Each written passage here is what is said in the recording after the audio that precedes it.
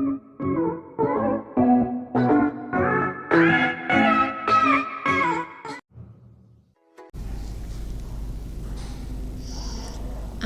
selamat pagi, selamat siang, selamat malam. Perkenalkan, saya Lili Andayani. Background saya ini adalah seorang pendidik, seorang guru. Ya. Saya mau sharing pengalaman saya selama 1 tahun terkena GERD. Wah, penderitaannya memang luar biasa. Itu yang mendorong saya untuk ingin berbagi bagaimana saya menjalani ini sampai bisa menjadi baik kembali. Hari ini saya merasa sangat sehat, merasa fit. Ya, ini sudah beberapa bulan terakhir ini sih. Jadi saya sudah cukup lama juga ingin nanti kalau saya sembuh saya mau berbagi pada orang lain supaya orang lain itu juga bisa sembuh. Sebagaimana saya bisa merasakan kembali sehat. Ya. Sehat itu ternyata enak karena 1 tahun merasakan nggak enak, 1 tahun merasa nggak enak, jadi sampai lupa rasanya badan enak itu seperti apa, rasanya menelan dengan enak itu seperti apa, sampai lupa rasanya. Jadi saya ingin berbagi. Pasti ada banyak teman-teman yang di luaran sana masih sangat menderita. Bagaimana harus menjalani hidup ini supaya penderitaannya itu tidak nambah-nambah gitu. Nggak merasa tiap hari aduh kayak gini gitu. Jadi ceritanya begini. Tahun berapa ya? Tahun 2000. Jadi tahun 2000 itu kan mulai COVID. Waktu itu saya udah merasa, batuk-batuk, kok batuk sih? Jangan-jangan saya kena COVID gitu. Jadi saya mulai merasa curiga dengan diri sendiri. Jangan-jangan begini, jangan-jangan begitu. Mana pola makan saya sebenarnya dibilang jelek-jelek amat juga enggak. Saya enggak pernah sakit perut, enggak pernah kambuh sakit mah. Saya punya sakit mah, tapi enggak pernah kambuh sampai yang gimana gitu. Enggak pernah. Makan saya rasanya juga ya, saya makan pagi, makan nasi, makan. Cuman memang kadang saya tidurnya sampai malam. Kalau kerja itu, apalagi masa pandemi, sebagai guru baru mulai pandemi itu kan baru penyesuaian ya, kerja itu koreksi, lalu bikin program begini, rekaman apa itu sampai malam. Saya belajar merekam itu juga sampai tengah malam, kadang-kadang sampai jam 2 gitu tuh. Nah kalau sudah kerja sampai jam segitu, memang saya enggak ngemil, saya juga enggak makan karena begitu keasikan gitu. Lalu batuk dan batuk ini membuat saya jadi ketakutan kena COVID karena anak saya punya sesak napas. Jadi saya takut sekali. Saya tidak pernah keluar, tidak pernah kemana gitu, enggak. Jadi kok kena COVID sih? Lalu saya tanya teman-teman yang suaminya kena, yang ada yang keluarganya kena, itu saya tanya gejalanya gitu. Jadi seperti itu, karena mungkin rasa stres, tertekan, kerja sampai malam-malam kayak gitu, nggak pernah keluar kayak gitu. Mungkin itu adalah penyebabnya. Tapi ya oke lah, it's okay. Yang penting bagaimana saya berjuang untuk sembuh. Itu yang mau saya sharekan. Berat badan saya awalnya itu 67 kg, sekitar 67-68. Begitu kena GERD, berat badan saya jadi 50 kg.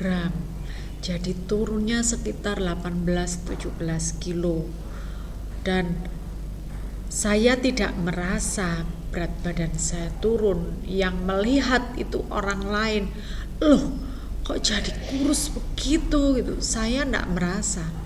Tapi tahu-tahu kok kurus, ketika bercermin, iya kok kurus amat saya gitu ya.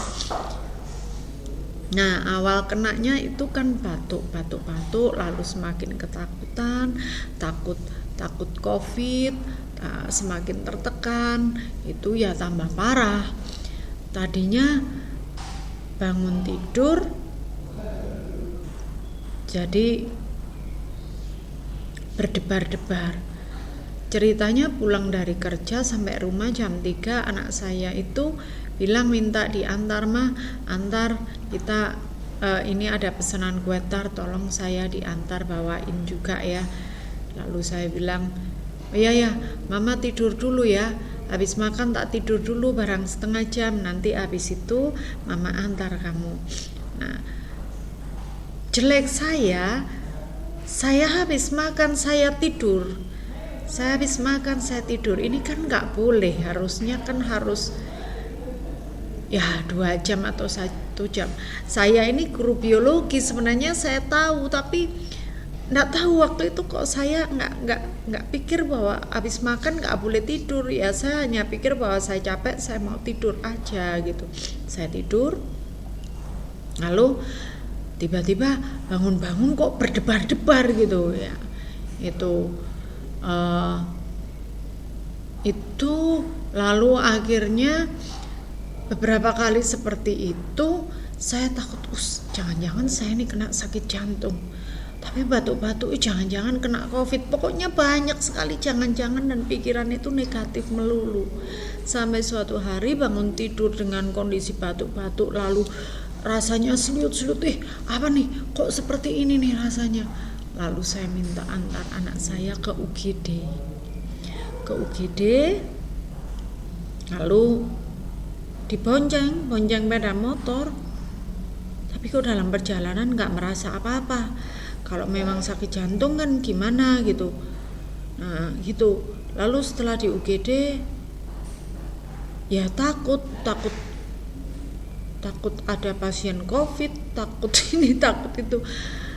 Lalu disuruh nunggu sama dokter dan perawatnya, itu diperiksa semua, saturasinya 100%, difoto ronsen bagus paru-parunya, pokoknya diperiksa ini, periksa itu, semua bagus hasilnya. Lalu kan dokter juga tanya, ibu mengkonsumsi apa? Ya saya bilang ya saya habis dari obat dari dokter ya, dari dokter berapa hari kemarin, tadi siang, karena saya batuk gitu, saya takut COVID, lalu sama dokter diberi obat ini gitu. Oh iya, ini obatnya keras sekali, ini asam lambungnya ibu naik. Asam lambung? Iya, ini bukan apa-apa, batuknya karena asam lambung nih. Asam lambung apa? Saya enggak pernah kambuh asam lambung. Saya ada percaya pada dokter, saya enggak percaya. Kok asam lambung?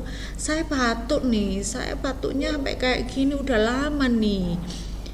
Nah, itu saya masih enggak percaya.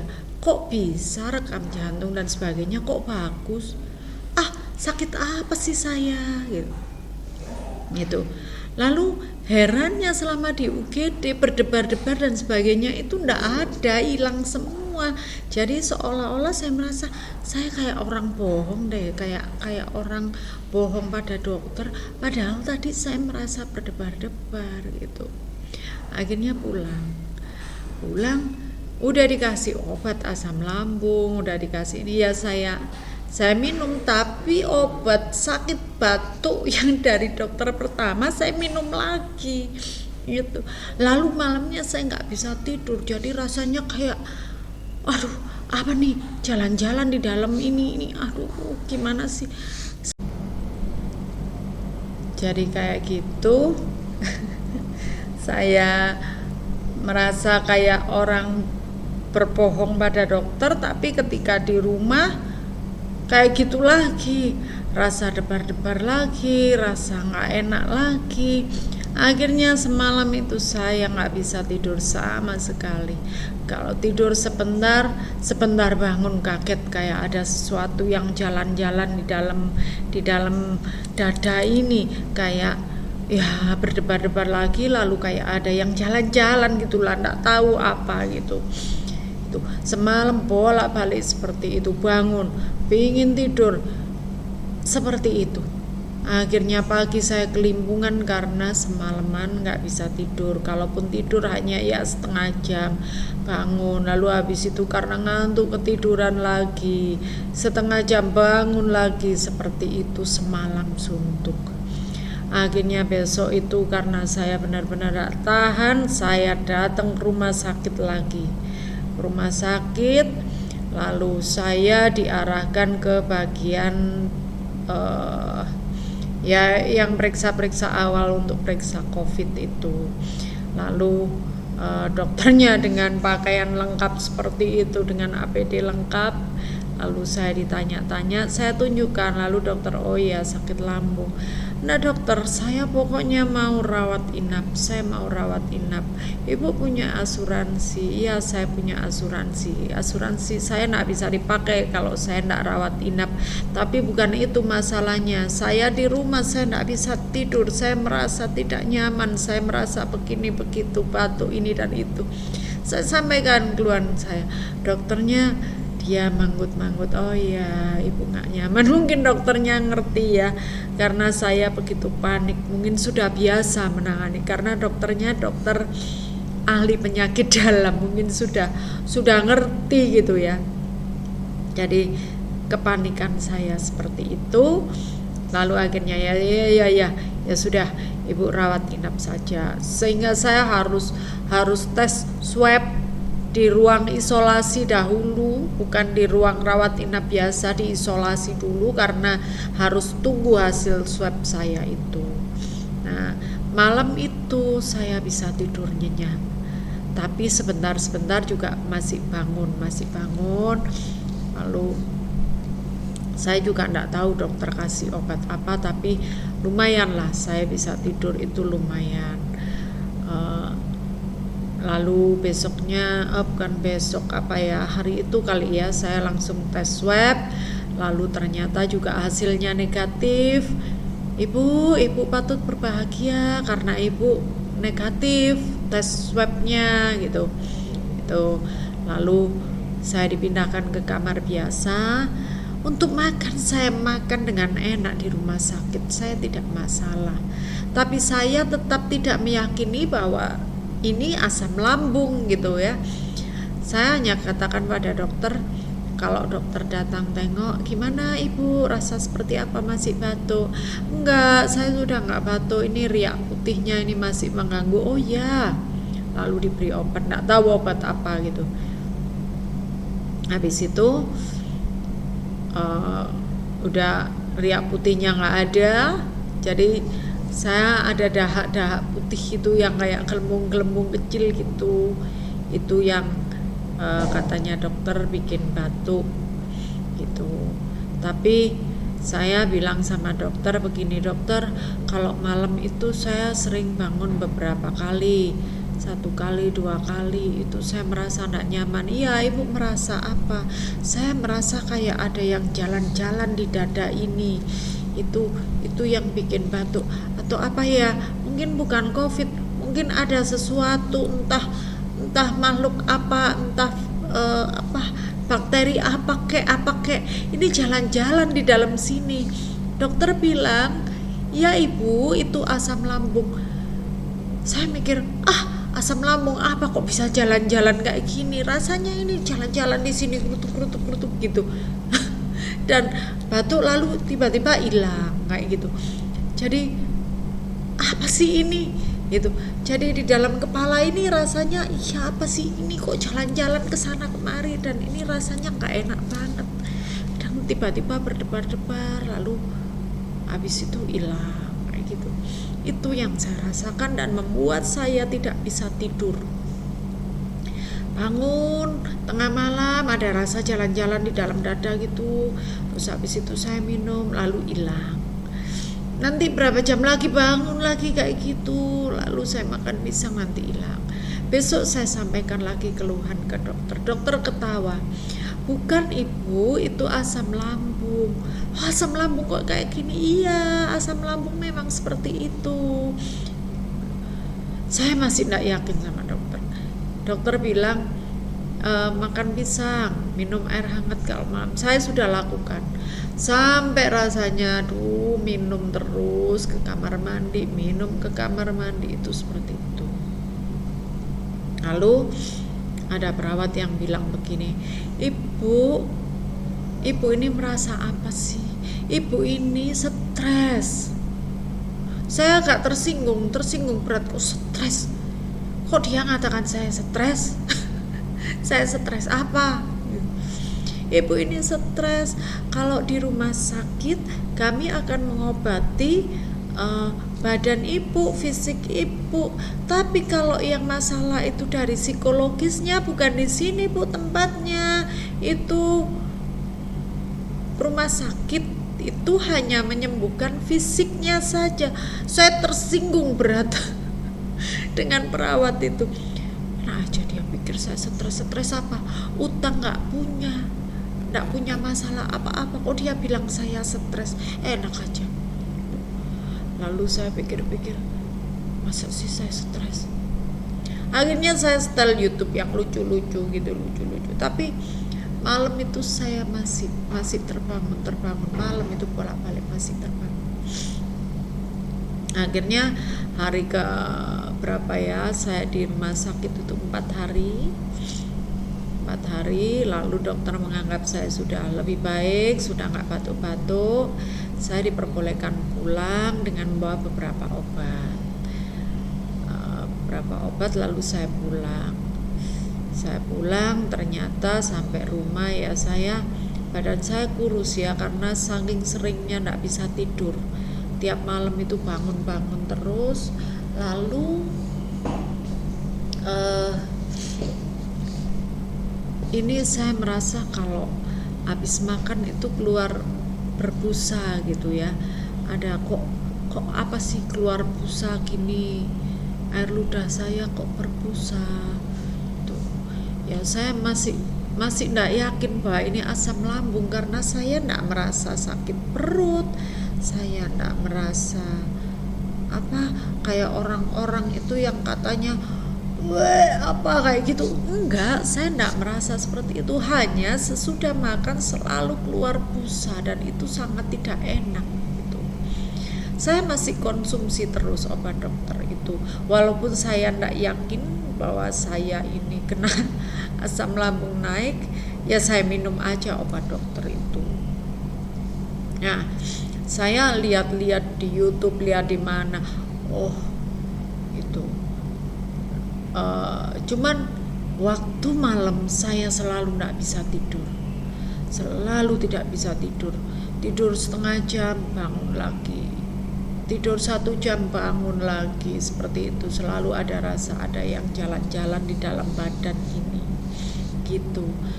Ini benar-benar tuh. Sampai suatu hari saya disarankan teman untuk melakukan akupuntur itu. Jadi saya pergi ke akupuntur. Nah, saya sampaikan pada dokter Sung ya. Dokter Sung ada tuh teman-teman kalau mau ini bagus sekali sebenarnya dokter Sung itu. Sampai di sana dokter baca sepintas, ya coba ibu cerita sama saya gimana. Ya saya ceritakan keadaan saya dengan anak saya gimana, di sekolah gimana lah, kok saya cerita itu sambil menangis gitu, saya merasa tertekan apa gitu saya ceritakan. Lalu dokter masih muda sekali tapi sangat bijaksana menyampaikan begini, Ibu, sebenarnya 80% dari tubuh kita, tubuh manusia itu diatur oleh saraf otonom. Semua itu terjadi secara otomatis, ya, secara otonom. Nah, apa yang Ibu pikirkan,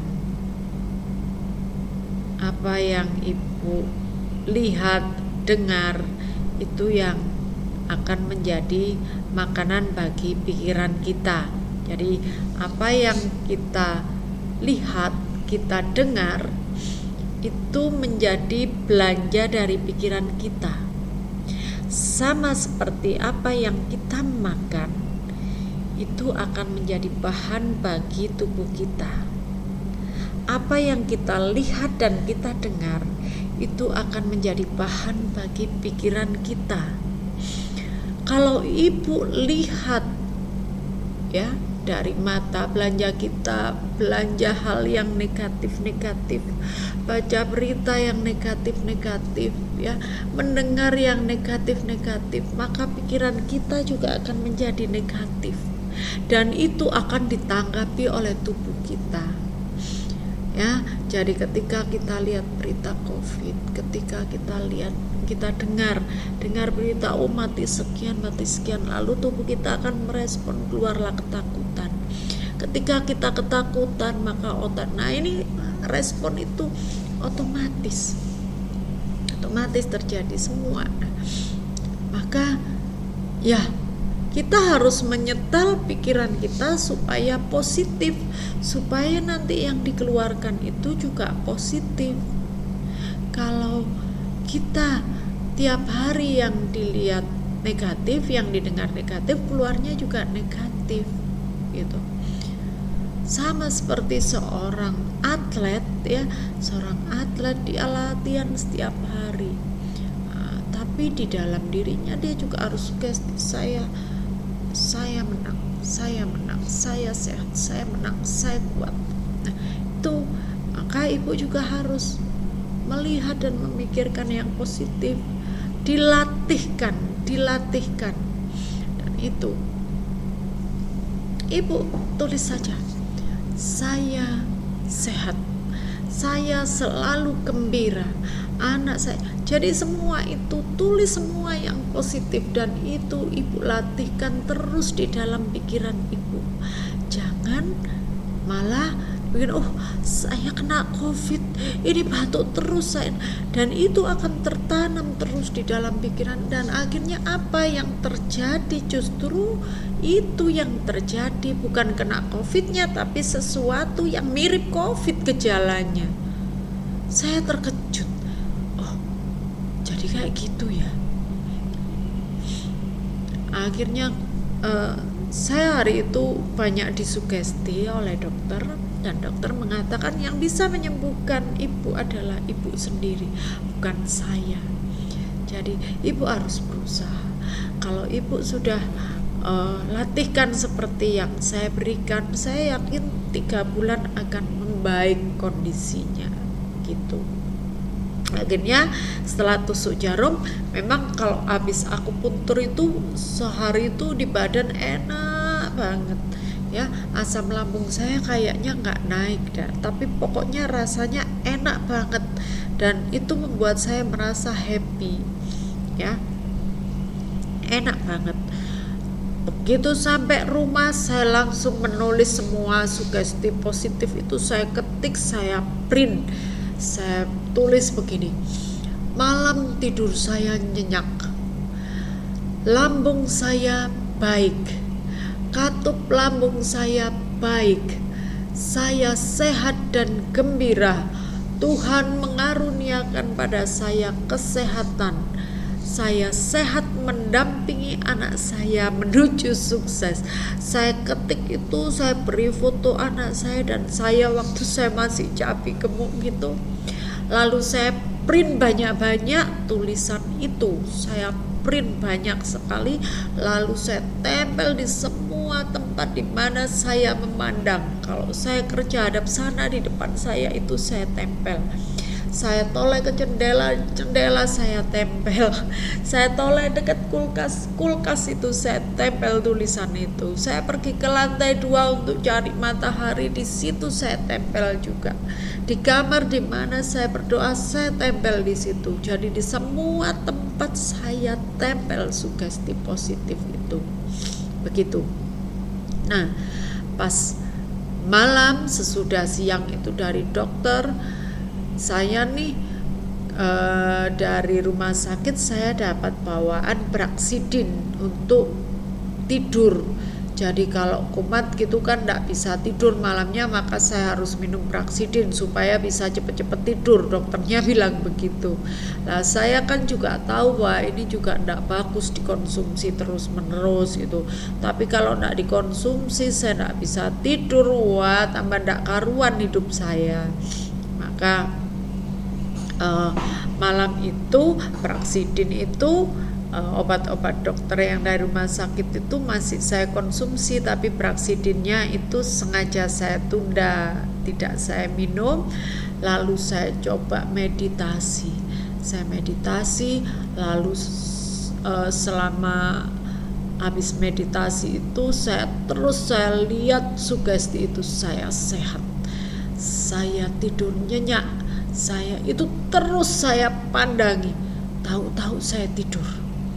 Malam itu saya tidur dengan nyenyak sampai pagi tanpa minum Braxidin. Itu adalah hari pertama saya tidur tanpa obat tidur, tanpa obat yang bikin tidur maksudnya. Padahal sudah berminggu-minggu saya nggak bisa tidur, dan itu membuat berat badan saya drastis turunnya. Itu teman-teman. Jadi sugesti positif itu yang akhirnya membuat saya sembuh dari insomnia saya. Dan saya dengan mendengarkan dari Dr. Sung itu, saya tidak lagi mau baca WA yang negatif, yang berita-berita negatif. Dan setiap jam 7 gitu saya sudah mulai mendengarkan musik-musik yang lembut, mulai latihan napas, dan pokoknya benar-benar mulai mengatur, mengkondisikan untuk tidur dengan pikiran yang positif. Begitu.